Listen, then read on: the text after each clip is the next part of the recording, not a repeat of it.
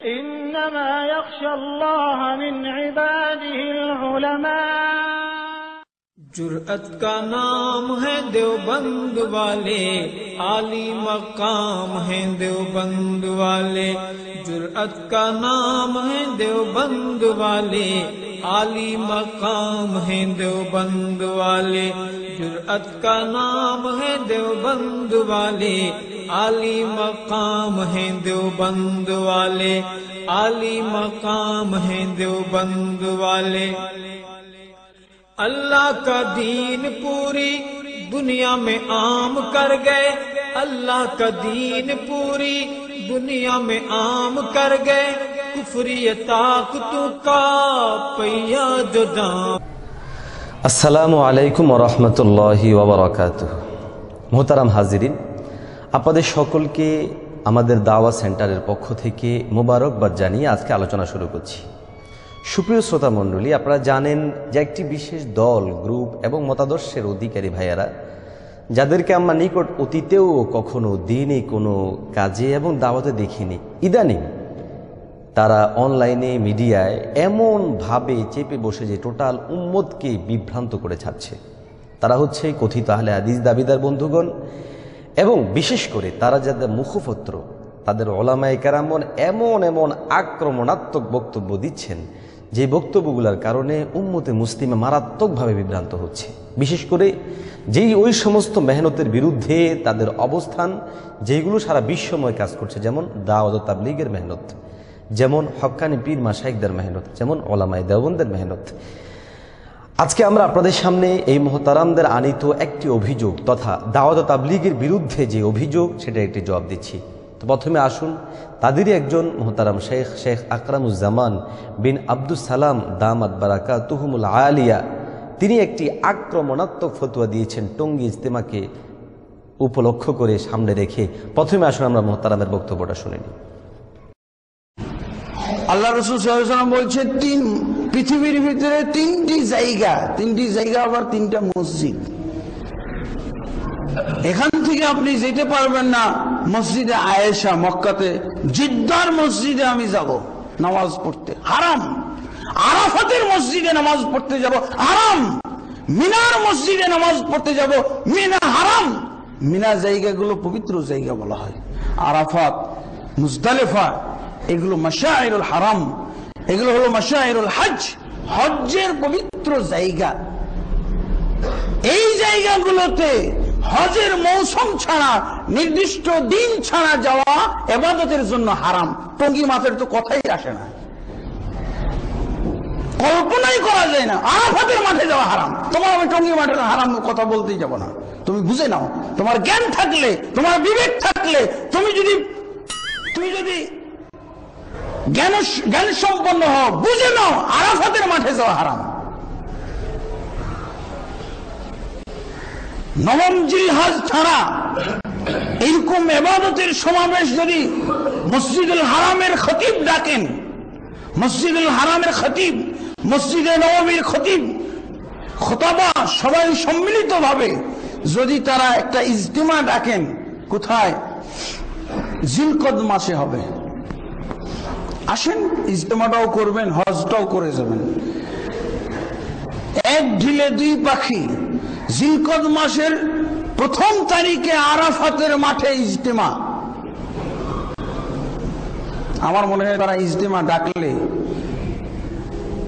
তারা যদি ইজতিমা ডাকতো আরাফাতের মাঠে, টঙ্গী মাঠের চেয়ে শতগুণ বেশি হতো, গজবে পরিণত হয়ে যেত, আযাবে পরিণত হতো, মানুষের ঢল নেমে যেত এখানে।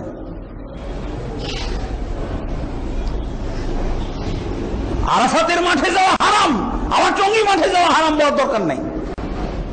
আপনি বুঝে নেন, আপনার জ্ঞান যদি থাকে, আপনার যদি বিবেক থাকে, আপনার যদি ইসলাম থাকে, ইসলামের বুঝ থাকে, আপনার দ্বীনের বুঝ থাকে, আপনি বুঝবেন না কেন? আল্লাহ তাবারক ওয়া তাআলা তো আপনাকে হাইওয়ান, চতুষ্পদ জন্তুর চেয়ে ভালো তৈরি করেছেন, কিন্তু না বুঝলে আল্লাহ বলছেন তার চেয়েও নিকৃষ্ট। আরাফাতের মাঠে যাওয়া হারাম। কিসের বলে বলছি আমি? রাসূলুল্লাহ সাল্লাল্লাহু আলাইহি ওয়াসাল্লাম বেঁধে দিয়েছেন তিনটি জায়গা ব্যতীত আর কোথাও যাওয়া যাবে না। সেই কোন রসুল যিনি চতুর্থ জায়গার অনুমোদন দিলেন?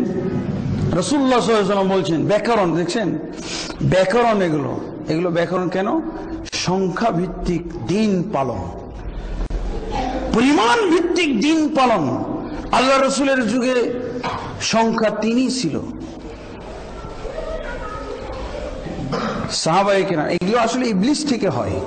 চতুর্থ যদি হয় তাহলে ইবলিসের পক্ষ থেকে হয়, ডাইরেক্ট ইবলিসের পক্ষ থেকে। এর মধ্যে কোনো ভায়া নাই, মিডিয়া নাই, ডাইরেক্ট ইবলিসের পক্ষ থেকে হয় এগুলো। সাহাবায়ে কেরামের যুগে এরকম প্রয়াস হয়েছে, কিন্তু সাহাবায়ে কেরাম এই দিয়েই দমন করেছেন, 3 দিয়ে দমন করেছেন। 3 ব্যাকরণ, যে এই যে সংখ্যা, এই ব্যাকরণ দিয়ে দমন করেছেন। সুপ্রিয় শ্রোতা মণ্ডলী, এতক্ষণ পর্যন্ত আপনারা যে বক্তব্য শুনেছেন, হয়তোবা এই বক্তব্য শুনে হারামের মাঝে আপনারাও হারিয়ে গেছেন, আমিও হারিয়ে গেছি। কেননা মোহতারাম যেইভাবে হারাম বলা শুরু করেছেন, হয়তো আরেকটু সময় দিলে পৃথিবীর সব কিছুকে তিনি হারাম বলে শেষ করে দিতেন। তাই অত্যন্ত দুঃখজনক যে কোরআন এবং হাদিসকে সামনে এনে দলিল দিয়ে যাওয়ার কারণে আজকে টোটাল উম্মতে মুসলিমে কিন্তু এদের কথা ধোঁকা খাচ্ছে, বিভ্রান্ত হচ্ছে। এবং লক্ষ্যই তো করলেন কতটা আক্রমণাত্মক, কতটা হিংসাত্মক এবং কতটা বর্বরভাবে শব্দ প্রয়োগ করে তিনি একটা দ্বীনি মেহনতের বিরুদ্ধে ফতোয়া জারি করলেন। আর এই টঙ্গী মাঠকে হারাম করতে গিয়ে তিনি আরাফার ময়দানে যাওয়া হারাম, মুজদালেফার ময়দানে যাওয়া হারাম, তারপরে মিনার মসজিদে যাওয়া হারাম, মসজিদে আয়েশায় যাওয়া হারাম, নাউজুবিল্লাহি মিন যালিক, এইভাবে তিনি বক্তব্যগুলো প্রদান করে দিলেন। কোথায় পেলেন মহতারাম এই হারামের বিরাট বড় গাট্টি অথবা বিরাট বড় সমাগম, যেখান থেকে এনে এগুলাকে প্রয়োগ করে দিলেন? আমার তো মনে হয়েছে যে মহতারাম এই টঙ্গী ইজতেমার বিরুদ্ধে বলার জন্য, তাবলিগি বিরুদ্ধে বলার জন্য এই ফতোয়া হারাম বিষয়, মানে হারাম বলার উপর আলাদা কোনো কোর্স নিয়েছেন কিনা এটা একমাত্র আল্লাহ ভালো জানেন। তো যাই হোক, মোহতারাম তার বক্তব্যে দুইটা দলিল দিয়ে টঙ্গীর ইজতেমাকে হারাম প্রমাণ করতে চেয়েছেন। 1 নম্বর দলিল তিনি যেটা জোর গলায় বললেন, একটু আপনারা শুনুন। কল্পনাই করা যায় না আরাফাতের মাঠে যাওয়া হারাম। তোমার আমি টঙ্গী মাঠের হারাম কথা বলতেই যাব না। তুমি বুঝে নাও, তোমার জ্ঞান থাকলে, তোমার বিবেক থাকলে, তুমি যদি জ্ঞান সম্পন্ন হও, বুঝে নাও আরাফাতের মাঠে যাওয়া হারাম। আরাফাতের মাঠে যাওয়া হারাম কিসের বলে বলছি আমি? রাসূলুল্লাহ সাল্লাল্লাহু আলাইহি ওয়াসাল্লাম বেঁধে দিয়েছেন 3টি জায়গা ব্যতীত আর কোথাও যাওয়া যাবে না। সহিহ বুখারী এবং মুসলিমে আরেকটি হাদিস এসেছে, আল্লাহ রাসূল সাল্লাল্লাহু আলাইহি ওয়াসাল্লাম বলেছেন, লা তুশাদ্দুর রিহাল ইল্লা ইলা সালাসাতি মাসাজিদ। সফর করা যাবে না 3টি মসজিদ ছাড়া কোথাও। 3টি মসজিদ ছাড়া কোথাও ইবাদতের জন্য সফর করা যাবে না, জুমার নামাজ পড়তে যাওয়া যাবে না। মোহতারাম হাজিরিন, উনি বলেন কিসের বলে বলছি? আল্লাহ নবী বেঁধে দিয়েছেন 3, লা তুশাদ্দুর রিহাল ইল্লা ইলা সালাসা।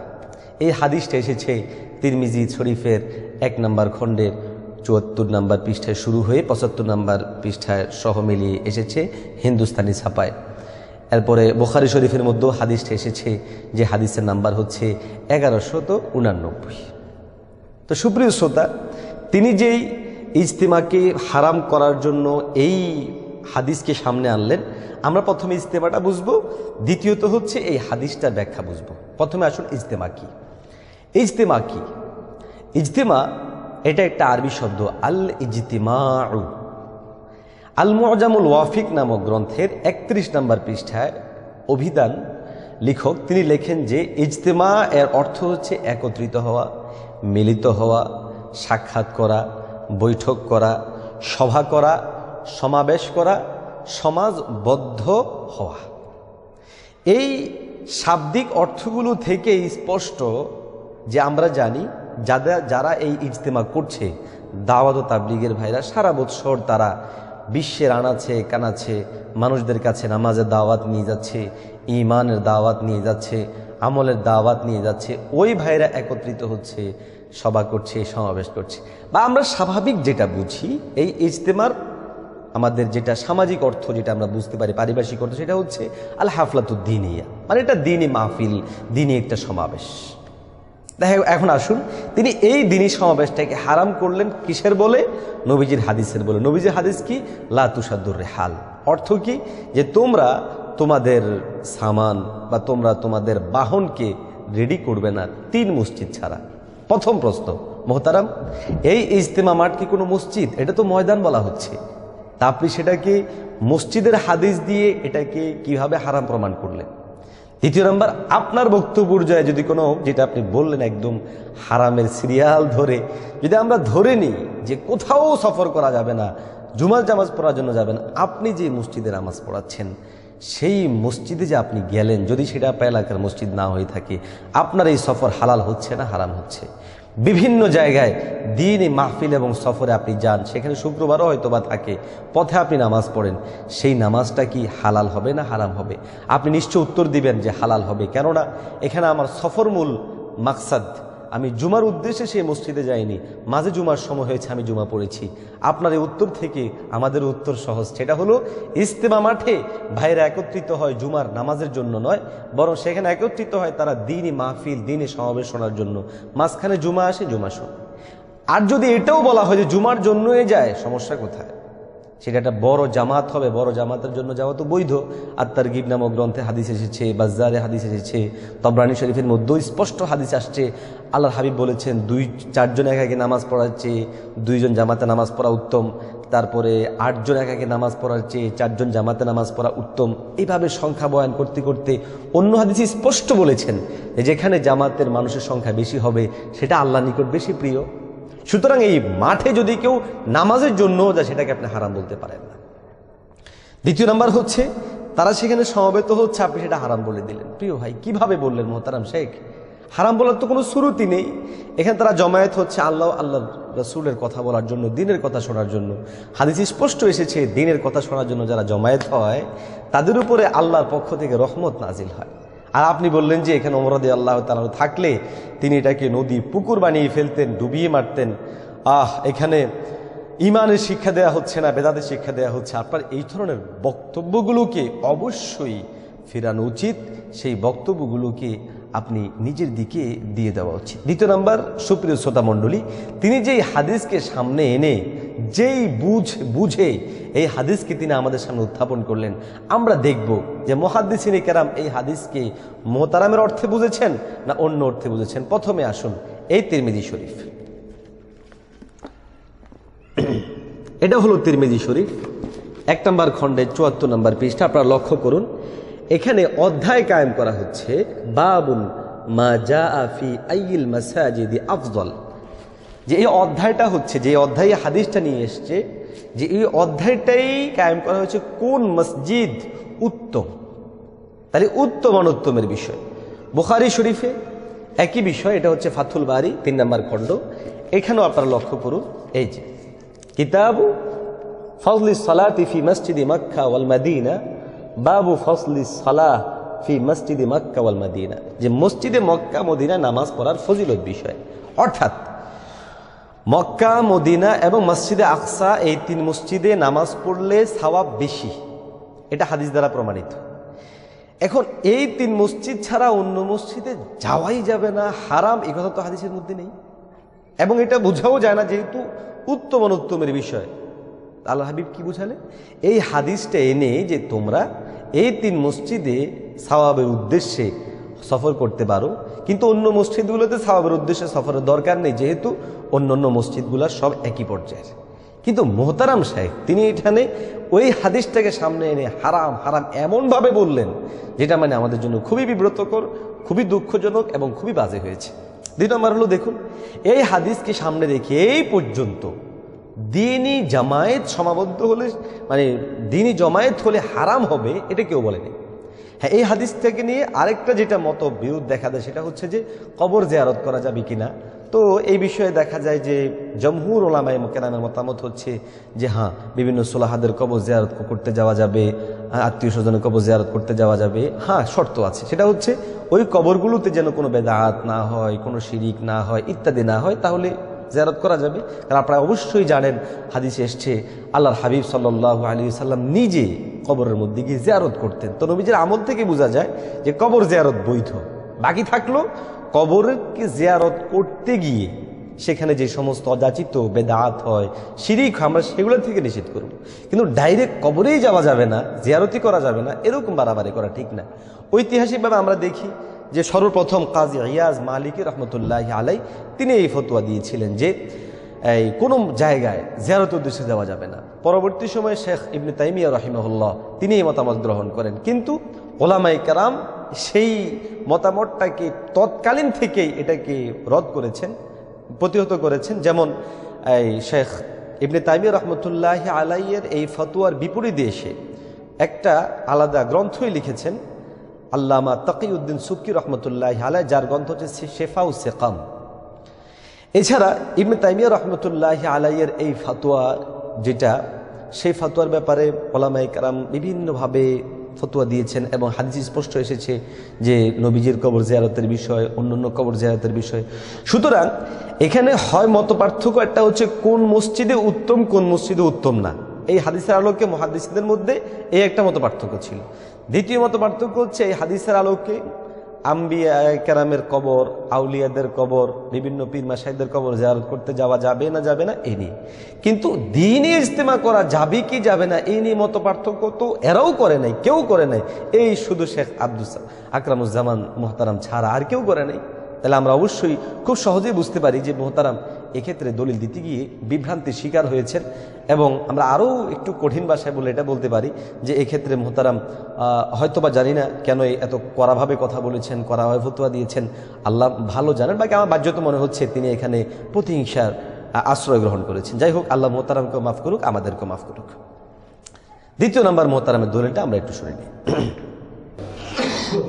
সাহাবায়ে কেরামের যুগে এরকম প্রয়াস হয়েছে, কিন্তু সাহাবায়ে কেরাম এই দিয়েই দমন করেছেন, 3 দিয়ে দমন করেছেন। 3 ব্যাকরণ, যে এই যে সংখ্যা, এই ব্যাকরণ দিয়ে দমন করেছেন। আল্লাহু আকবার। আপনাদের কাছে একটা হাদিস আমি বলবো, সহিহ বুখারী এবং মুসলিম এবং বিভিন্ন হাদিস গ্রন্থের মধ্যে, চলিত গ্রন্থের মধ্যে পাওয়া যায়। একটা ইজতেমা শুরু হয়েছিল রাসূলুল্লাহ সাল্লাল্লাহু আলাইহি ওয়াসাল্লামের যুগের পরে, ওমর ইবনুল খাত্তাব রাদিয়াল্লাহু আনহুর যুগে একটা ইজতেমা শুরু হয়েছিল মক্কার বাইরে।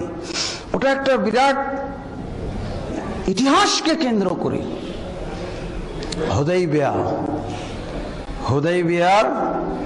হুদাইবিয়াতে একটা ইজতেমা শুরু হয়ে গেছিল। কি সেই হুদাইবিয়া? এখানে টঙ্গী ইজতেমার মাঠে আমার মনে হয় কোন সাহাবায়ে কেরামের একটা লোম পর্যন্ত এসে পৌঁছে নেই, লোম পর্যন্ত নাই। 1400 সাহাবী যেই হুদাইবিয়ার মাঠে রাসূলুল্লাহ সাল্লাল্লাহু আলাইহি ওয়াসাল্লামের সাথে অবস্থান করেছিল, সেখানে কয়েক ওয়াক্ত সালাত পড়েছিল। যদি তারা ইজতেমা কায়েম করত, রাসূলের সুন্নাত দাবি করতে পারত, যেখানে আল্লাহ রাসূল কয়েক ওয়াক্ত নামাজও পড়েছেন। সুপ্রিয় শ্রোতা, আমরা এতক্ষণ পর্যন্ত শুনলাম যে মোহতারাম টঙ্গী ইজতেমাকে নাজায়েজ প্রমাণ করতে গিয়ে আরেকটা দলিল সামনে নিয়ে আসতেন, সেটা হচ্ছে হুদাইবিয়ার সেই গাছ যেটাকে মধ্যে গিয়ে মানুষ নামাজ পড়তো ইত্যাদি করত। তো তিনি তার ভাষায় বললেন সেখানে একটা ইজতেমা শুরু হয়েছিল।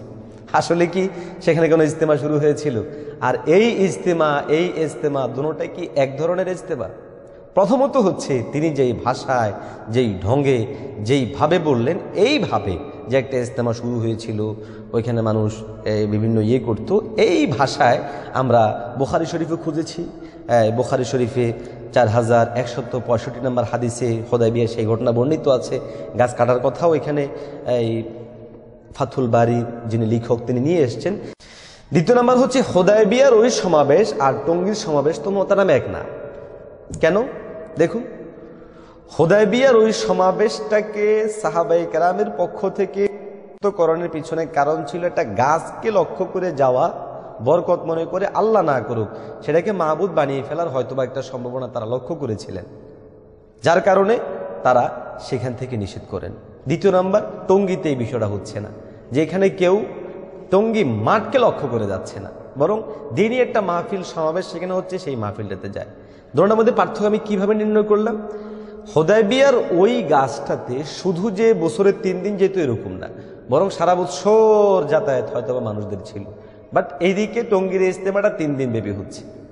দ্বিতীয় নাম্বার লক্ষ্য করুন, সেখানে মূল লক্ষ্য হচ্ছে সেই গাছ এবং সেটাকে ইবাদত মনে করে সেখানের মধ্যে যাওয়া।